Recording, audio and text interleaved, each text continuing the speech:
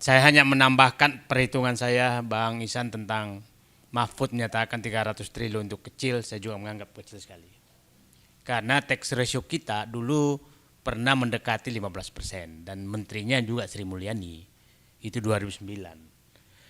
Dan Sri Mulyani masuk sekitar 10% turun tax ratio dan semakin turun pada saat di dalam. Jadi saya hanya menghitung seandainya Sri Mulyani, sekarang saya selalu menyatakan saya masih punya Menteri Keuangan tapi tidak punya Sri Mulyani. Kalau masih Sri Mulyani Menteri Keuangan dan berhasil mempertahankan tax ratio pada saat dia Menteri Keuangannya SBY, berarti ada penurunan tax ratio rata-rata 5%.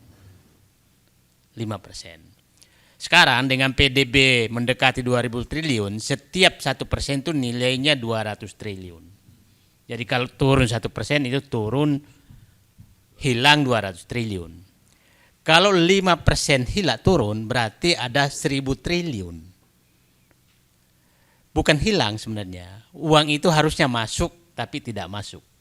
Nah, saya menghitung rata-rata PDB, rata-rata harusnya uang yang masuk negara sejak pemerintahan Jokowi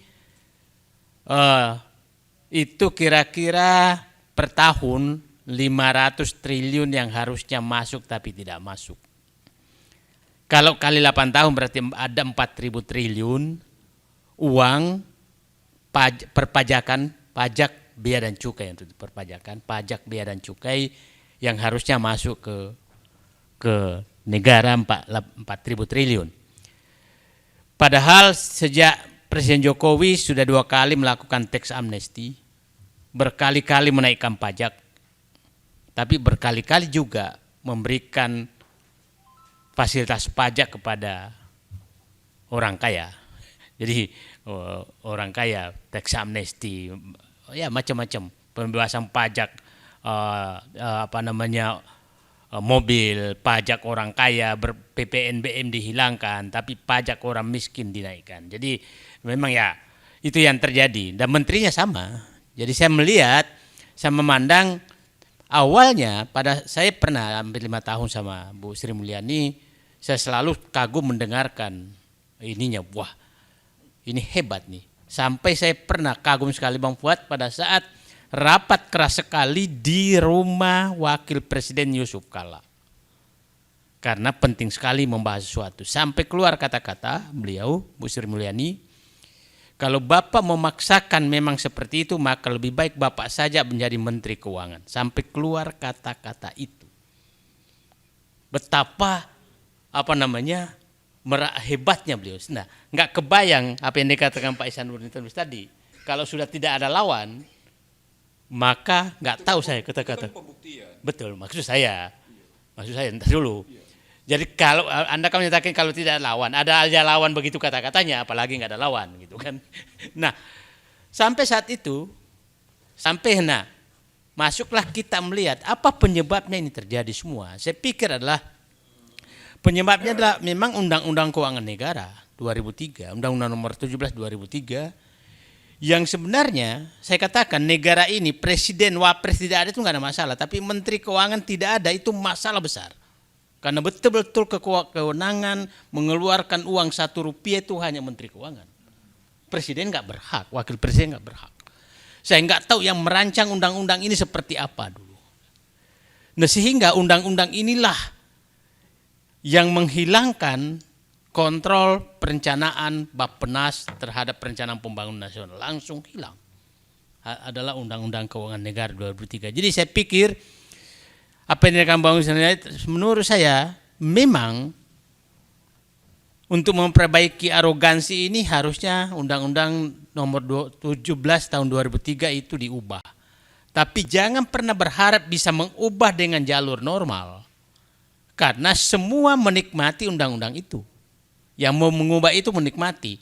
Bayangkan saja, dulu saya Pimpro tuh tahun 88. Jadi paham betul betapa ribetnya mengurus proyek. Saya di BPPT itu harus ada tanda tangan Setnek, karena dibawa Setnek. Setelah itu kita harus bawa ke Bappenas, dibawa ke Bappenas. baru tanda tangan Bappenas, setuju perencanaan, baru dibahas ke Kementerian Keuangan, baru dibahas antara Kementerian Keuangan Bappenas, baru kita ke DPR. Sekarang tidak ada tuh bahasan-bahasan itu. Nah, sekarang yang menikah betul-betul ya saya pikir adalah anggota DPR. Anggota DPR menikmati betul bagaimana merencanakan anggaran. Karena saya bagian pembahas anggaran pada saat itu, mohon maaf aja, itu antara kepala BKF dan kepala ketua Banggar, itu semua bisa diselesaikan dengan gampang. Dengan gampang. Nah, sehingga jangan berharap bahwa undang-undang ini bisa diubah dengan jalur normal, karena mereka saling menikmati bagaimana membagi-bagi uang ini. Nah, sehingga menurut saya Pak Fuad memang saatnya kita pikirkan ini kan yang terbongkar baru pajak, Pak. Bagaimana kekuasaan direktur utang, yang utang negara kan ditentukan memang jumlahnya di DPR tapi hasil pembahasan dengan Kementerian Keuangan, tapi dari mana asal utangnya, berapa bunganya, pengembalian seperti apa, itu hanya Menteri Keuangan, tidak ada yang mencampuri apapun. Nah, kita tidak tahu apa yang terjadi antara Direktur Jenderal Utang dengan si pemberi utang. Kita nggak pernah tahu apa itu yang terjadi, dan pasti ada tidak mungkin lah masa kita dapat bunga tinggi sekali dibanding negara yang country risk-nya lebih tinggi dari kita, tapi bunganya dia lebih rendah, kita lebih tinggi. Kan logikanya nggak masuk akal. Nah, terus coba logika, nah terus Dirjen Kekayaan Negara sama. Terus Dirjen Perimbangan Keuangan Pusat dan Daerah itu tempatnya menyembah para bupati dan gubernur. Nah, jadi memang menurut saya ini lapangan banteng ini betul-betul tadi kan pajak, bea dan cukai. Nah, saya katakan apa yang dikatakan Pak, saya kembali ke angka, saya menyatakan sejak pemerintahan Jokowi perkiraan saya ada potensi penerimaan negara minimum 4.000 triliun yang tidak masuk ke negara. Itu dari asumsi tax ratio yang turun. Nah, padahal sudah ditambah dengan tax amnesty. Nah, sekarang uang itu kira-kira ada di mana? Nah, problemnya adalah definisi korupsi menyatakan bahwa kalau merugikan negara, maksudnya uang itu sudah masuk kas negara baru diambil oleh seseorang atau kelompok orang baru dianggap korupsi. Masalahnya pajak dan cukai ini belum masuk. Jadi pembuktiannya adalah hanya gratifikasi.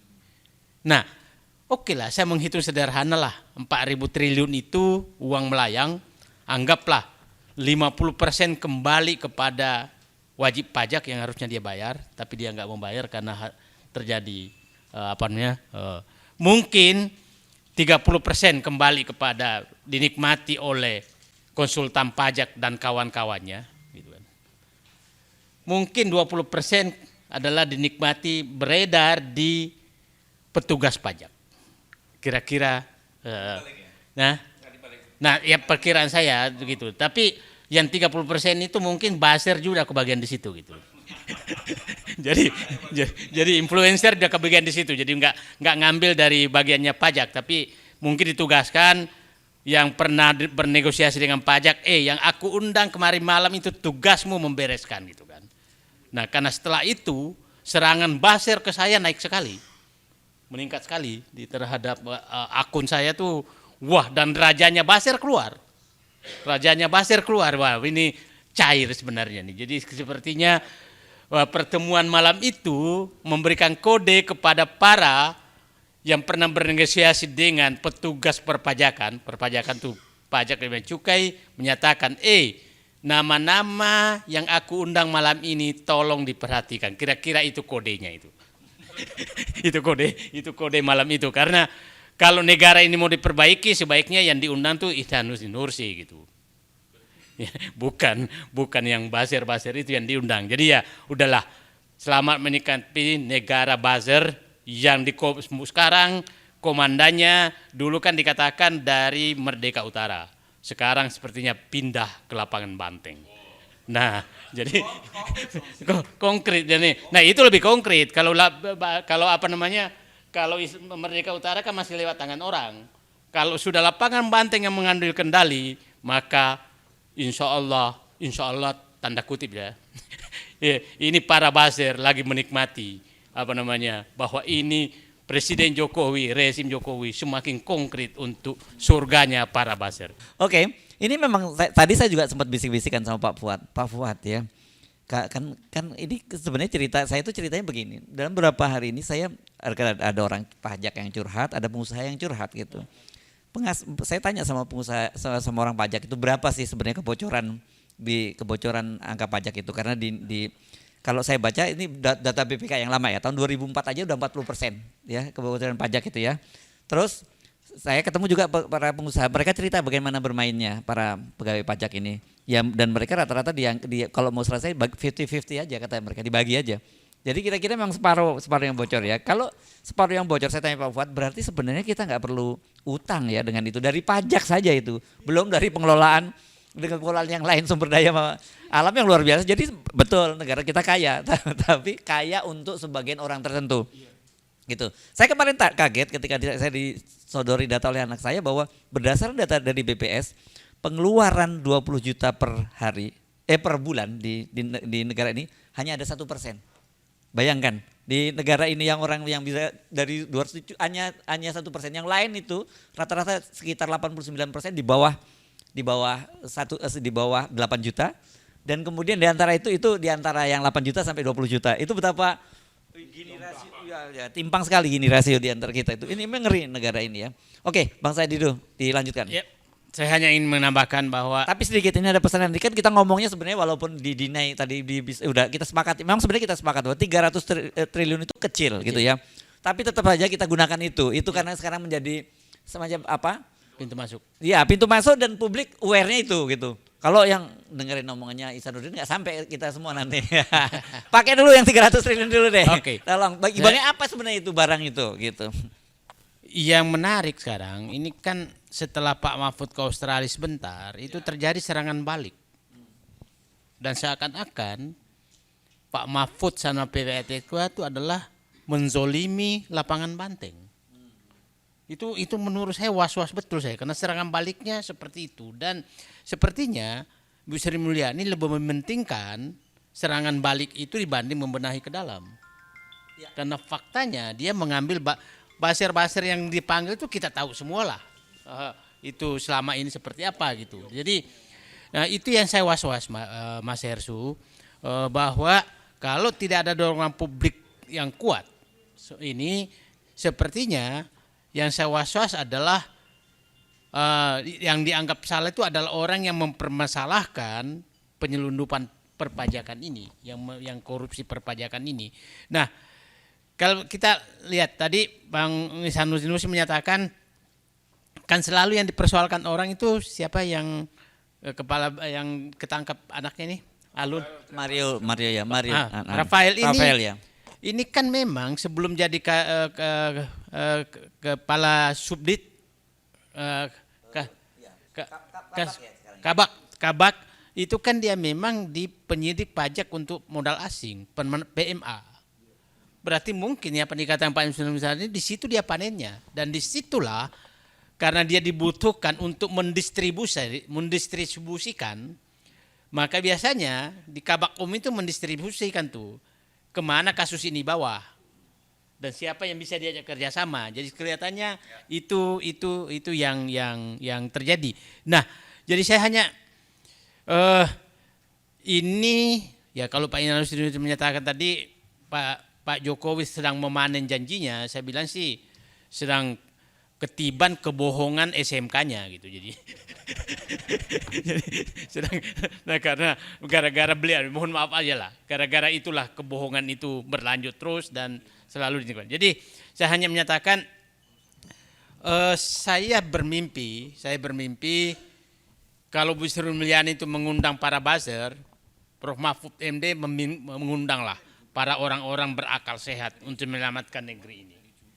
Itu saya pikir yang kita harapkan, tunjukkan diferensiasi antara orang yang bermain di atas buih dengan kebohongan dengan orang-orang yang bernyali di atas akal sehat. Itu saja saya harapkan dan mudah-mudahan keberanian itu muncul sekarang. Dan jangan lagi ada orang-orang bermain di wilayah abu-abu. Orang yang bermain di wilayah abu mencari nyaman terus. Negeri ini harus diselamatkan. Dan saya berharap Pak Mahfud MD keluarlah asli Maduranya. Buang sedikit pergaulan di Jogja. Terima kasih. Itu saja. Oke, ini monggo Pak Fuad. Cukup Pak Fuad ya, nggak apa-apa. Ini akan yang menarik adalah soal 300 triliun itu kan hari ini disebutkan bahwa alasan teknis belum ditandatangani oleh Wakil Ketua Bidang Polkam ya gitu ya. Dan anggota Komisi 3 saya tidak tahu serius atau drama, mereka katanya mengaku bingung semua begitu ya. Nah, yang menarik adalah bahwa besok itu Pak Mahfud akan pergi ke Papua menemani kunjungan kerja Pak Jokowi ke Papua. Rabu dan Kamis itu kan libur nyepi gitu ya. Kita tidak tahu apakah hari Jumat itu nanti tetap akan dipanggil atau tidak. Tapi saya kira ya kita tetap saja dalam posisi kalau wartawan mungkin kita bukan nyebutnya curiga tapi skeptis gitu ya terhadap fakta-fakta itu. Buat kita kan skeptis banget itu. Tanda tangan aja kok lama banget prosesnya. Karena kalau kita lihat kan pernyataannya Pak Ivan itu kan terjadi pada hari Selasa. Ya kan pada hari Rabunya Wakil Ketua Komisi 3 dan anggota Komisi 3 ribut. Kaget kok tiba-tiba clear gitu. Kan masih ada hari Kamis, hari Jumat, tanda tangan surat itu gampang. Tapi sampai sekarang kok ternyata alasannya masalah teknis itu. Gitu Bang Said. Bagaimana kalau itu batal, kita membuat DPR lain dan mengundang Mahfud? Dewan kita mengundang nanti yang mimpin sidang Pak Ihsanuddin Nursi aja. Jadi kita dengarkan Pak Mahfud ya ini rakyat benar gitu. Jadi saya hanya menyatakan bahwa selama kekuasaan ini menyatu betul di satu orang dan orang itu arogan, maka jangan pernah berharap masalah perpajakan ini selesai. Oke. Jadi persoalannya bukan ini pada orangnya ya. Pada sistem dan orangnya. Sistemnya jelek dipimpin oleh orang yang menikmati sistem yang jelek itu untuk untuk menikmati kekuasaan dan kewenangan, dan saya melihat itu sedang terjadi. Jadi saya berharap sih kita harus mendorong sekarang, udahlah revisi Undang-Undang Keuangan Negara itu, kembalikan fungsi Bappenas untuk perencanaan pembiayaan, keluarkan penerimaan negara dari Kementerian Keuangan, jadi perpajakan, utang dan bea cukai itu badan penerimaan negara terserah mau menteri sendiri boleh dikeluarin. Kemudian Menteri Keuangan betul-betul sudah sebagai bendahara negara. Anda bisa bayangkan di satu kepala bermimpi malam menyatakan kira-kira ini pendapatan ketinggian aku turun dikit deh, maka belanja aku kurangi. Kan bisa terjadi karena hanya di satu orang itu. Nah, di situ juga DPR coba bayangkan, saya bayangkan DPR itu bisa mengatur berapa belanja, berapa pendapatan hanya dengan satu orang kepala badan fiskal. Karena hanya di kepala dia. Coba kalau dua badan 3 tadi, maka DPR akan berhadapan dengan Bappenas, enggak aku mau belanjanya ini. Ya kan? Nah, pendapatan negara, enggak aku mau dapat pendapatan segini. Yang belanja jangan kau belanja di situ. Ini satu orang semuanya. Maka jangan heran bahwa memang ada kekuasaan yang menumpuk sangat kuat di satu tangan. Ini itu ya, absolute power tend to corrupt-nya itu ya berarti ya. Nah, dan ruang untuk bernegosiasi di pejabat ini tinggi sekali karena ruang abu-abu di pajak dan bea cukai itu sangat tinggi. Dan menariknya adalah kewenangan itu ada di dia juga. Hari ini menyatakan bahwa aku mau turunkan pajak, turun. Hari ini aku menyatakan bahwa aku mau naikkan bea, naik. Tidak perlu berkonsultasi dengan yang lain. Nah, ini menurut saya yang perlu kita soroti. Jadi mari kita manfaatkan kasus 300 triliun ini untuk membuka masalah yang sebenarnya sudah lama terjadi di sejak undang-undang, menurut saya Pak buat sejak Undang-Undang Keuangan Negara tahun 2003 yang dulu orang menyatakan terus pakai undang-undang Belanda, tapi kan lebih bagus pelaksanaannya karena mungkin dipimpin oleh orang-orang yang lebih punya integritas. Saya masih ada harapan sebenarnya. Tempatkan orang baik walaupun air sekeruh-keruhnya, orang baik akan bisa menjernihkan. Itu. Nah, karena baik dan bernyali. Karena begini sih. Saya paham sistem ini. Begini, sistem waktu Sri Mulyani menjadi Menteri Keuangan SBY dengan sistem Sri Mulyani Menteri Jokowi tidak ada perbedaan. Politiknya yang berbeda. Artinya, saya masih punya harapan sistem orang yang mengelola BUMN sebelum dan sekarang itu sama sistemnya. Tapi orang yang berbeda. Jadi saya menganggap bahwa mungkin sambil menunggu perubahan sistem, tempatkan dulu orang baik untuk mengelola sistem. Dan orang baik inilah yang memperbaiki sistem. Itu saya pikir, karena memperbaiki sistem oleh orang yang sedang tidak suka sistem yang baik, maka dia pasti akan tambah merusak sistem itu. Jadi saya pikir langkah kita adalah tempatkan orang-orang baik. Saya sih menyatakan Pak Bu Husni Sanuddin, saya hanya butuh maksimum mungkin 50 orang baik berani dan bernyali saja. Yang bersih, mampu dan mau membersihkan. Sekarang ini banyak orang bersih tapi marah kepada orang yang mau membersihkan. Itu yang masalahnya. Dan di mana-mana pidato kita adalah orang bersih tapi nggak berani membersihkan.